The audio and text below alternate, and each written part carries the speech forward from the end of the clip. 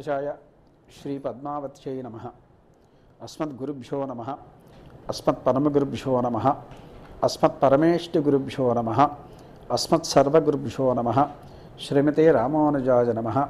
శ్రీపరాంకుశదాసాయ నమః. శ్రీమద్వ్యామనమునయే నమః. శ్రీరామమిశ్రాయ నమః. శ్రీపుండరీకాక్షాయ నమః. శ్రీమన్నాథమునయే నమః. శ్రీమతే శఠగోపాయ నమః. శ్రీమతే విశ్వక్సేనాయ నమః. శ్రీయై నమః. శ్రీధరాయ నమః. ఓం నమో వెంకటేశాయ. పద్మావత్యై నమః. శ్రీశేషపక్షేశ్వర పద్మగర్భ శైనేశముఖ్యాన్ ప్రతిబోధయంతాం శ్రీపాంచరాత్రాగమశాస్త్రమాద్యం విష్ణుం సదాహం శరణం ప్రపద్యే. శ్రీశైలేశ దయాపాత్రం ధీభక్త్యాదిగుణార్ణవం యతీంద్రః ప్రమణం వందే రమ్యజామాతరం మునిం. యోనిత్యమచ్యుత పదాంబుజయుగ్మరుక్మ వ్యామోహతః స్థితతరాణి తృణాయ మేనే. అస్మద్గురోర్భగవతోస్స దయైకసింధో రామానుజస్య చరణౌ శరణం ప్రపద్యే. శ్రీమతే రామానుజాయ నమః. మన తిరుమల తిరుపతి దేవస్థానం వారి ఆధ్వర్యంలో నడుస్తున్నటువంటి శ్రీ వెంకటేశ్వర భక్తి ఛానల్ ద్వారా ఏకాదశి వ్రతమహత్యాలను గురించి మనం ప్రతి ఒక్కరూ తెలుసుకోవాల్సినటువంటి విషయాల గురించి చర్చించుకుందాం. వీటిలో ప్రధానంగా ఈ యొక్క 12 నెలలకి 24 కాకుండా అధిక మాసాలతో సహా 26 ఏకాదశి వస్తూ ఉంటాయి అన్నమాట. అయితే ఈ ఏకాదశి ఒక్కొక్కసారి సిద్ధాంత భేదంగా కూడా వస్తూ ఉంటుంది. దానిలో ద్వైత సిద్ధాంతం, అద్వైత సిద్ధాంతం, విశిష్టాద్వైత సిద్ధాంతం అన్నటువంటి రూపకర్తలైనటువంటి శ్రీ మధ్వాచార్య స్వామి, శంకరాచార్య స్వామి, రామానుజులు, అట్లాగే తదనుగుణంగా వారి యొక్క సాంప్రదాయాన్ని ఆచరించినటువంటి మహానుభావులందరూ కూడా వ్రత విధానము, వ్రతాన్ని ఆచరించాల్సినటువంటి సమయము, వ్రతంలో మనం తీసుకోవాల్సినటువంటి ఆహారము, వ్రతం యొక్క నియమములు, వ్రతాన్ని ఆచరిస్తే వచ్చినటువంటి ఫలితము, ఆ యొక్క ప్రతి ఒక్కటి కూడా మనం ఈ యొక్క ఏకాదశి వ్రతాన్ని గురించి చెప్పుకుంటూ మనం వ్రత విధానాలను తెలుసుకుంటూ ఆచరిస్తూ మనంతరిస్తూ మన తరువాత వచ్చేటువంటి ప్రతి ఒక్కరూ కూడా తరించాలనేటువంటి సదుద్దేశ్యంతో మన తిరుమల తిరుపతి దేవస్థానం శ్రీ వెంకటేశ్వర భక్తి ఛానల్ వారు ఈ యొక్క కార్యక్రమాన్ని ప్రారంభిస్తున్నారు. దీనిలో మొదటగా మనం చెప్పుకోవాల్సింటే మొట్టమొదటి తొలి ఏకాదశి.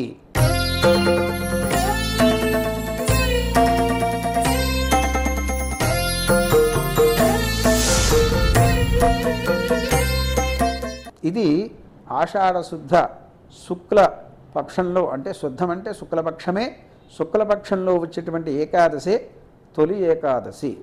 దీనినే శయన ఏకాదశి, దీనినే ముఖ్యంగా మనం అనుకునేది తొలి పండగ. అంటే ఒక సంవత్సరం ప్రారంభించిన తర్వాత చైత్రమాసం, వైశాఖమాసం, జ్యేష్ఠమాసం, ఆషాఢమాసం ఇట్లా మనకు ఉన్నాయి. తర్వాత తదనంతరం వరుసగా అన్ని 12 నెలలు ఉన్నాయి. అయితే చైత్రమాసంలో శ్రీరామనవమి ఉత్సవం కూడా వస్తుంది. అట్లాగే ఆర్ద్రా నక్షత్రంలో జన్మించినటువంటి మేషార్థం సంభవం విష్ణోహో దర్శనాత్ శాపనోత్సవం తుండీర మండలే శేషమూర్తిం రామానుజ ఇతం భజే. రామానుజుల యొక్క ఆ యొక్క మాసంలోనే ఉద్భవించారు. అటువంటి ఇవాళే శంకరో అభయంకర, శంకరాచార్య స్వామి వారు కూడా చైత్రమాసంలోనే ఉద్భవించారు. అట్లాగే మధ్వాచార్యులు వారి యొక్క మత సాంప్రదాయం వారు ఉద్భవించారు. అయితే దీనిలో ప్రధానంగా మనం చెప్పుకోవాల్సింది ఏంటంటే అటువంటి చైత్రమాసానికి కూడా శ్రీరాముని వ్రతాలని మనం 9 రోజుల నవమి వ్రతం ఆచరిస్తాం. అట్లాగే మనకు కొండ మీద కూడా వసంతోత్సవాలు అనేటువంటిది కూడా మనం ఆచరిస్తూ ఉంటాం. ఏం ఆచరించినా చైత్రమాసం అన్నటువంటిది మొదటిదయ్యిందే కానీ దానికి ప్రాధాన్యత మన వాళ్ళు పెద్దగా చెప్పినట్లుగా కనిపించటం లేదు. వైశాఖ మాసంలో కూడా ఈ యొక్క వ్రత విధానాలు చెప్పుకొస్తూ చాలా చోట్ల ఏవైతే ఉన్నాయో వసంతోత్సవాదులు నిర్వహిస్తారు. అంటే చైత్రమాసం నుంచి వైశాఖ మాసం పౌర్ణమి వరకు, ఆ తర్వాత అమావాస్య వరకు కూడా ఈ యొక్క వసంత నవరాత్రుల్ని ఆచరించే విధానం ఉన్నది. కాబట్టి మనకేం తెలుస్తుంది, ఇది కూడా ప్రధానంగా మనం చేయాల్సింది ఏంటంటే ఈ వ్రతాన్ని ఆచరిస్తాం. అది దానికి కూడా విశేషంగా చెప్పాల.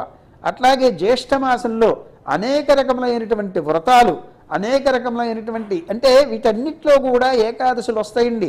చైత్రమాసంలో 2, వైశాఖ మాసంలో 2, జ్యేష్ఠ మాసంలో 2 వస్తాయి.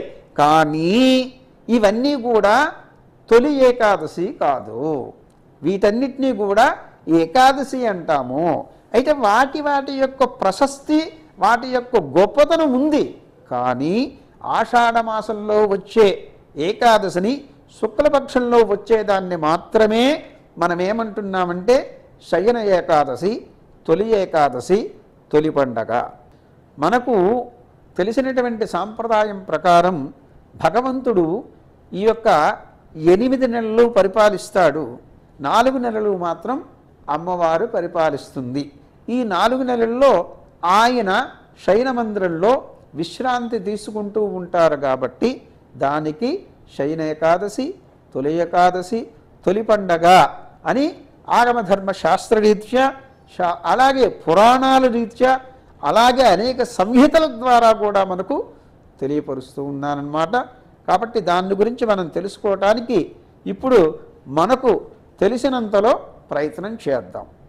ఈ ఏకాదశి వ్రత మహాత్యానుల గురించి కనుక మనం తెలుసుకున్నట్లయితే కృత, త్రేత, ద్వాపర, కలియుగాదుల్లో ఈ వ్రత మహాత్యాదులు ఒక్కొక్క యుగంలో ఒక్కొక్క మహానుభావుడు, ఒక్కొక్క ఋషి, గొప్పదైనటువంటి వ్యక్తులు దీనిని ఆచరించి మనకు చూపించారు.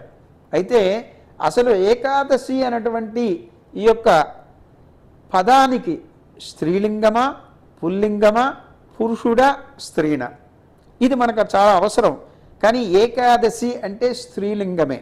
ఎందుకంటే ఏకాదశి అనేటువంటి ఒక ముర అనేటువంటి మహాభక్తురాలు తను అనేక ఇబ్బందులు పడిన తర్వాత తనని సంహరించడానికి వచ్చినటువంటి ఒక రాక్షసుడితో సంహరింపబడినప్పుడు ఆవిడ విష్ణువుని గురించి ప్రార్థన చేసిందని, తన పేరు మీద కాకపోయినా దానిని ప్రధానంగా తీసుకుని ఏకాదశి వ్రతాన్ని ఎవరైతే ఆచరిస్తారో వాళ్ళకు మోక్షాన్ని వసంగోమనేసి విష్ణువుని ప్రార్థించినట్లుగా మనకు తెలుస్తుంది. అయితే దీనిలో ఇంకో కథ ఉంది. ఆ మొర యొక్క భర్త అన్నటువంటి వాడు రాక్షసుడు. వాడు చాలా అకృత్యాలు చేస్తున్నాడు. వాణ్ణి సంహరించాడు శ్రీ మహావిష్ణువు. ఆ రోజు ఏకాదశి తిథి ఇంకా కాలేదు. కానీ ఏంటంటే తన భర్తని సంహరించాడు కాబట్టి ఈ రోజు నుంచి అంటే ఆవిడ అడిగింది, నా భర్తను సంహరించారు, వెంటనే ఆయన మోక్షానికి వెళ్ళిపోవాలని చెప్పింది. చెబుతూ ఏమడిగింది, ఏ రోజైతే ఏకాదశి నాడు మరణిస్తారో, ఏ రోజైతే వాళ్ళు ఇతర దేహ యాత్ర సాగిస్తారో వాళ్ళకి, ఆ రోజు మరణించినటువంటి వాళ్ళకి, ఆ రోజు పరమపదించినటువంటి వాళ్ళకి పరమపదంలో శాశ్వతమైనటువంటి స్థానాన్ని కల్పించండి అనేసి ఆవిడ ప్రార్థన చేసినట్లుగా మనకు తెలుస్తుంది. అక్కడి నుంచి ఆ వ్రతాలు ఏకాదశి వ్రతంతో ప్రారంభించినట్లుగా మనకు తెలుస్తుంది. ఇది ఈ రోజుది కాదండి, ఇది కృతయుగంలో జరిగినటువంటి సమాచారం. అంటే కృతయుగంలో జరిగింది. తర్వాత వచ్చినటువంటి త్రేతాయుగాదుల్లో కూడా ఇటువంటి వ్రతాలు ఆచరించిన వాళ్ళు ఉన్నారు. ద్వాపర యుగంలో అంబరీషుడైనటువంటి మహాభక్తులందరూ కూడా ఆచరించినటువంటి వాళ్ళు ఉన్నారు. కలియుగంలో కూడా మిగతా వాళ్ళందరూ ఆచరించినటువంటి వాళ్ళు మనకు ఉన్నారు. ఎందుకంటే ప్రహ్లాద, నారద, పరాశర, పుండరీక, వ్యాస, అంబరీష, సుఖ, సౌనక, భీష్మ, అహల్పదాభ్యాం, రుక్మాంగద, అర్జున, వశిష్ఠ, బలిహి, విభీషణ అని ఈ మహానుభావులు, మహాభక్తులు ఎవరైతే ఉన్నారో వాళ్ళందరూ ఈ వ్రతాన్ని ఆచరించిన వాళ్ళే. ఈ వ్రతం ఆచరించటం వల్ల శుభం కలిగింది. ఈ వ్రతం ఆచరించినటువంటి విధానం ఉంది. ఈ వ్రతాన్ని ఆచరించినందువల్ల కష్టాలు తొలగిపోతాయి. ఈ వ్రతాన్ని ఆచరించినందువల్ల ముఖ్యమైనటువంటి కలియుగంలో వచ్చే రుగ్మతుల నుంచి రక్షింపబడి ఆరోగ్యం కలుగుతుంది. ఎందుకనంటే మన పెద్దవాళ్ళు ఏం చెబుతారంటే, వారానికి ఒక్కసారైనా సరే ఖాళీ కడుపుతో ఉండరా అంటారు.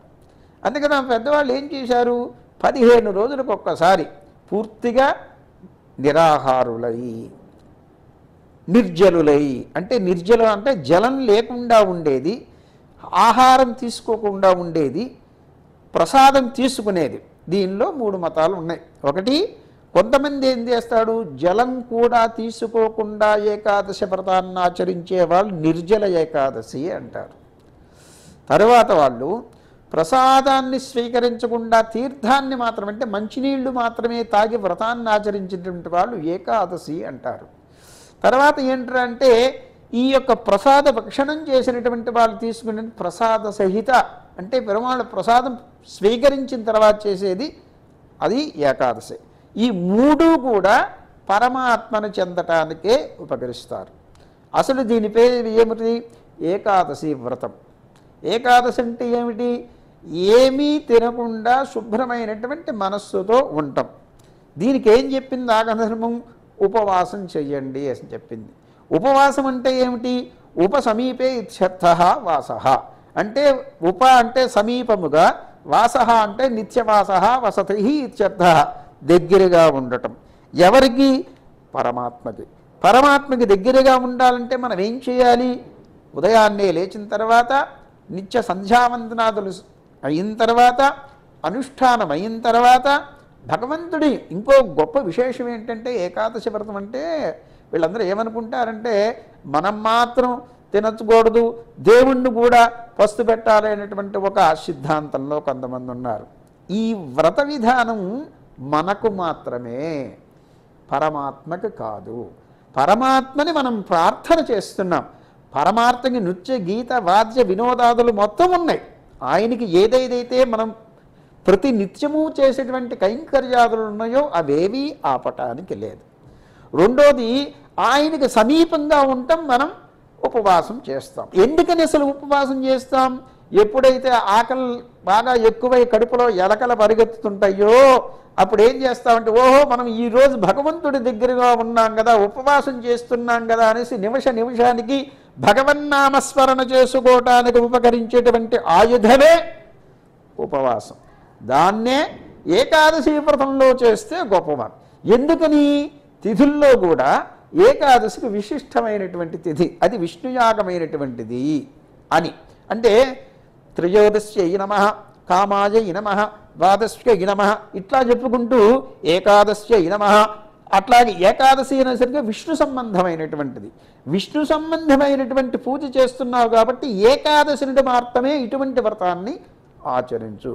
ఇంకోటి ఏంటి? ఈ ఏకాదశి వ్రతం యొక్క ఫలితాన్ని చెబుతూ మురా అన్నటువంటి ఆవిడ వరం కోరుకుంది.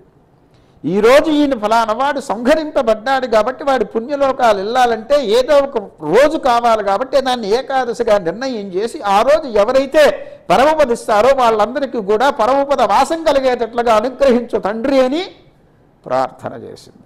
కాబట్టి వీటిలో మనకేం తెలుస్తుంది? వ్రతం, ఈరోజు వ్రతం చేయాలి అంటే ఏం చేయాలి? అసలు వ్రత విధానాలు ఏంటి? ఈరోజు దశమి రోజు రాత్రికి మనం ఏం చేస్తామంటే ఆహారం ఏమి స్వీకరించకుండా ఏదో మరీ వయస్సు అయిపోయిన వాళ్ళు, అట్లాగే ఈ ఆశ్రమ ధర్మాదులన్నీ కూడా గృహస్థాశ్రమానికి చెందినవే కానీ అవతలున్నటువంటి భిక్షువులకు చెందినది కాదు, యువతలున్నటువంటి వానప్రస్థులకు చెందినది కాదు, అవతలున్నటువంటి సన్యాసులకు చెందినది కాదు, ప్రధానంగా గృహస్థులు.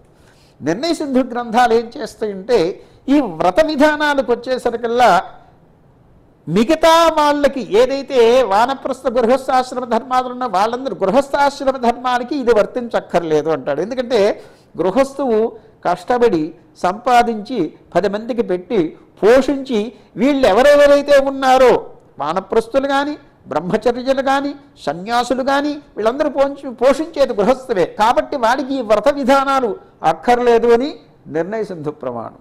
అయితే వ్రత ధర్మాల్లో ఒక్కొక్కడు ఒక్కొక్క ప్రయుక్తంగా దీన్ని ఆచరిస్తూ ఉంటారు. దీనిలో ప్రధానంగా దశమి నాడు రాత్రి ఉపవాసం చేయమని, ఆ రోజు జాగరణ చేయమని, అంటే పూర్తిగా మేలుకోమని ఆగమధర్మం శాస్త్రధర్మం. ఏకాదశి హృదయాన్నే స్వామిని ప్రార్థించేదానికి ముందువ నిత్యకర్మానుష్ఠానం కృత్వా దేవాలయం ప్రవేశ్య స్తోత్రపాఠాన్ పఠిత్వా అని ఆగమధర్మం చెబుతుంది. అంటే నిత్యకర్మ అనుష్ఠానాదులు చేసుకోవాలి. దంతదామన జిక్పోర్లంఘన, గండూష, స్నాన ఇటువంటివి ఏవైతే ఉన్నవో వాటన్నిటినీ శాస్త్రరీత్యా ధర్మాదుల రీత్యా శృతి ధర్మాదుల రీత్యా ఆచరించాల్సిందే. ఆచరించిన తర్వాత భగవంతుణ్ణి ప్రార్థన చెయ్యాలి. భగవంతుని ప్రార్థన వాళ్ళ యొక్క శక్తి, వాళ్ళకున్నటువంటి ఆచారాలు, వాళ్ళకి ఏ శ్లోకాలు ఉన్నాయితో వాటి ద్వారా భగవంతుణ్ణి ప్రార్థన చేయాలి. అది అద్వైతమా, విశిష్టాద్వైతమా, ద్వైతమా, ఇంకో మతమా అన్నటువంటిది ఇక్కడ ప్రశ్న లేదు. వాళ్ళ ఆచరణిచ్చే ధర్మం ఏదైతే ఉందో ఆ ధర్మ ప్రకారం భగవద్ ఆరాధన చెయ్యాలి. ఏ భగవంతుని ఆరాధన చెయ్యాలి? విష్ణువునే. ఎందుకంటే విష్ణువే మోక్షాన్ని ఇచ్చేవాడు. విష్ణువే ఆ యొక్క మొరని ఆలకించి ఆ రోజుని పరమపదం ఇస్తానులే, నువ్వు కంగారు పడద్దమ్మా అని చెప్పినవాడు. కాబట్టి ఎవరిని ఆచరించాలి? విష్ణువుని గురించి ఆచరించాల్సినటువంటి వ్రతమే ఏకాదశి వ్రతం.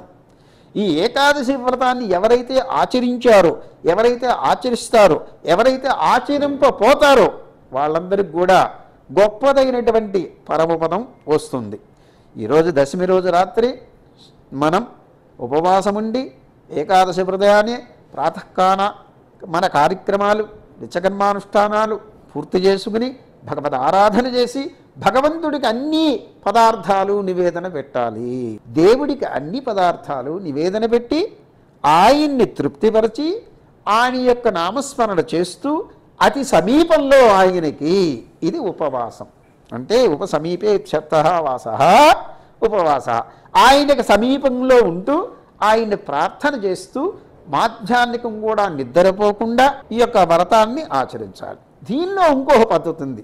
అదేంటంటే భగవన్ నివేదితమైనటువంటి ప్రసాదాన్ని స్వీకరించే వాళ్ళు వాళ్ళని విశిష్టాద్వైతులని, భగవంతుడి యొక్క తీర్థాన్ని మాత్రమే స్వీకరించేవాళ్ళు అద్వైతులని, ఆ యొక్క భగవంతుడి యొక్క ఏమీ కూడా చూసి సంతోషపడేవాళ్ళు మానసికంగా ఆరాధన చేసేవాళ్ళని ద్వైతులని ఆగమధర్మం చెబుతుంది. వాళ్ళ ధర్మానుసారం కొంతమంది నిర్జలంగా ఉంటారు, కొంతమంది స్వామి తీర్థం స్వీకరిస్తారు, కొంతమంది ప్రసాదం కూడా స్వీకరిస్తారు.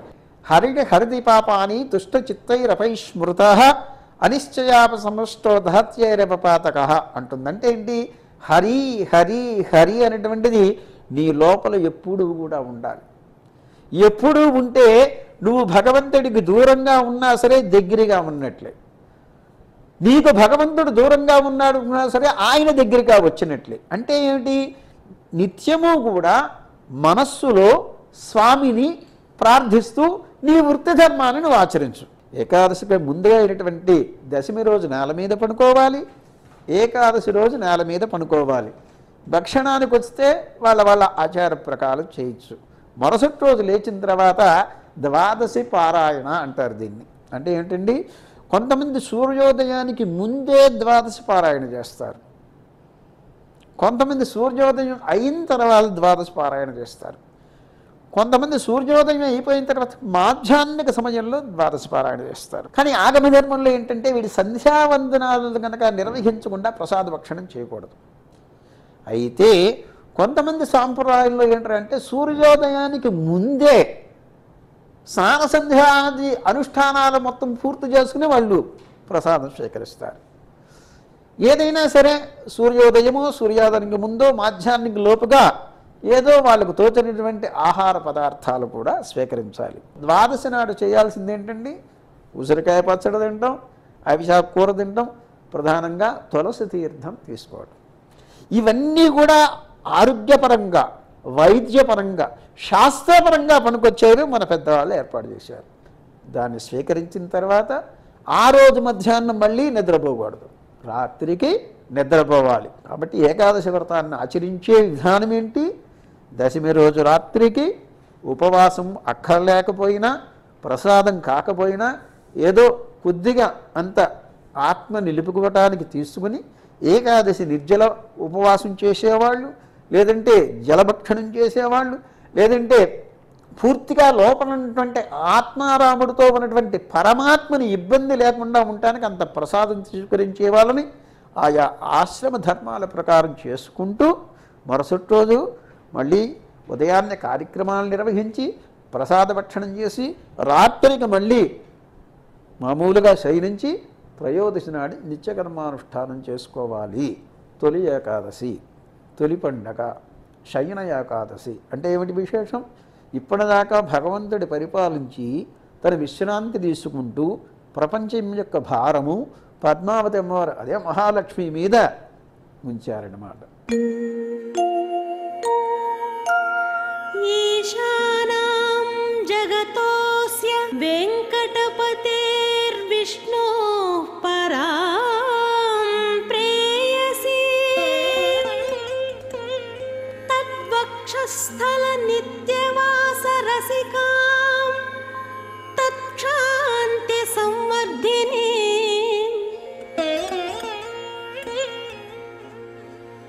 పద్మాలంకృత పాణి పల్లవయుగాం పద్మాసనస్థాం శ్రియం వాత్సల్యాది గుణోజ్వలాం భగవతీ వందే జగన్మాతరం.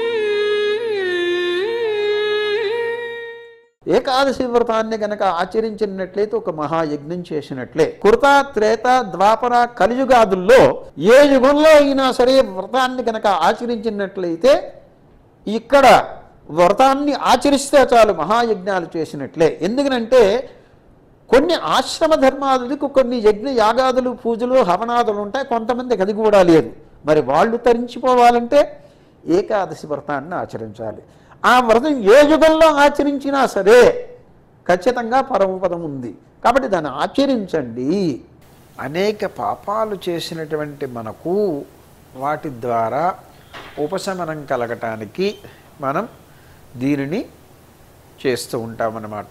అంటే ఈ వైతరిణి నది దాటితేనే కానీ పితృలోకానికి వెళ్ళాం.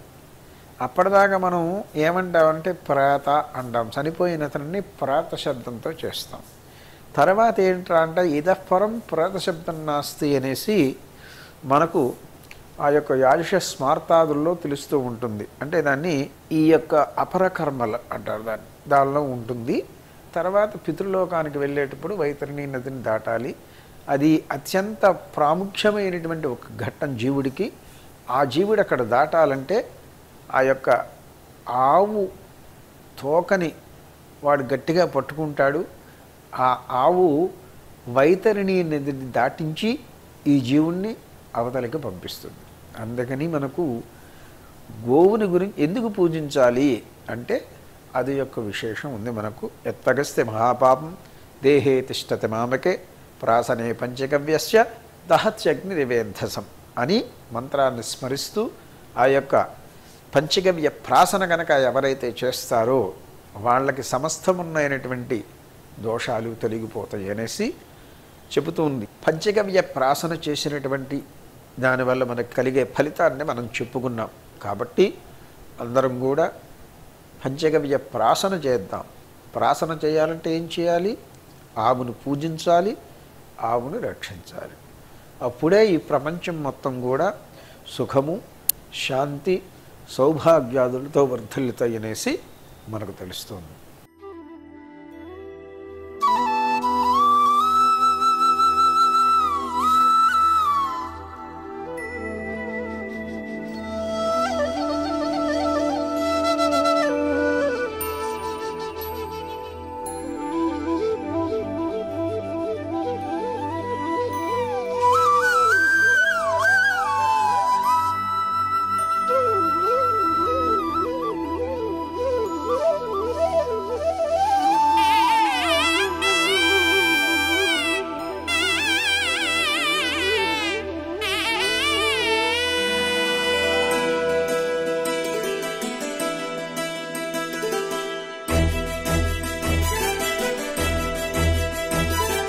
सकल देवतारूपिणि गोमहालक्ष्मी सुख शांतुलु कलिगिंचे अमृत करुणाक्षी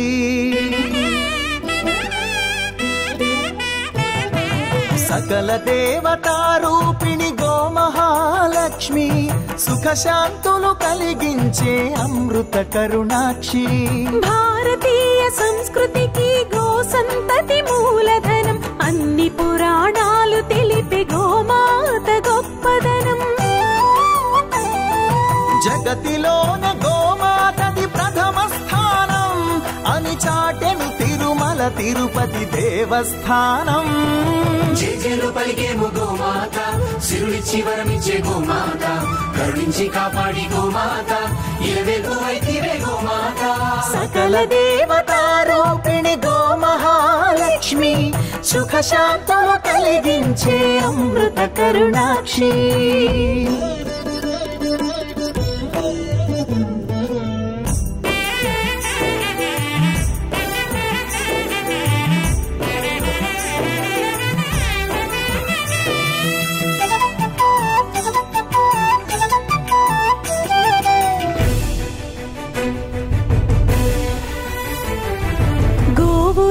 ప్రదేశం ప్రాణవాయు నివాసం గోవులతో వర్ధిల్లును ప్రకృతి వ్యవసాయం ఆవు పాలలో ఉన్నది వేల ఔషధాల గుణం గోమూత్రం గోమయము సర్వరోగహరం గోవే దిక్కనే నేటి శాస్త్ర విజ్ఞానం గోవుకు మృక్కెరా ప్రతి శాస్త్రం వేదం ఓ ధూళిని దేవతలే ధరించెదరురా ఓ శక్తిని ఓంకారమి కీర్తించునురా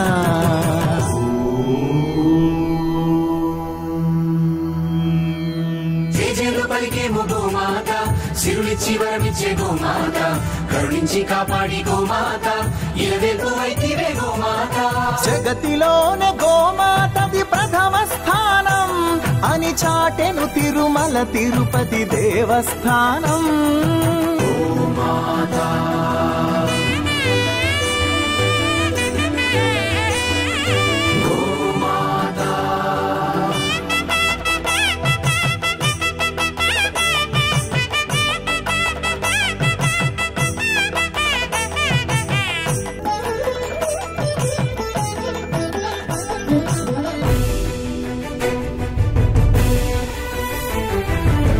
ప్రదక్షిణం చేసిన భూప్రదక్షిణం పుణ్యం గోమాతే నివారించు కలుషిత పర్యావరణం గోపూజ మహిమ వలన కలుగును ఆత్మజ్ఞానం గోపోషణమే వసగును అద్భుత ఘన విజయం గోవుకు వందనం మహాపాపహరణం గోదర్శనమే బహుపుణ్య నది స్నాన ఫలం గోసేవే గోవిందుని ఆదేశమురా గోరక్షణ మన తక్షణ కర్తవ్యమురా సకల దేవతారూపిణి గోమహాలక్ష్మి సుఖశాంతులు కలిగించే అమృత కరుణాక్షి భారతీయ సంస్కృతికి గో సంతతి మూలం అన్ని పురాణాలు తెలిపే గోమాత గొప్పదనం జగతిలోనే గోమాతది ప్రథమ స్థానం అని చాటెను తిరుమల తిరుపతి దేవస్థానం గోమాత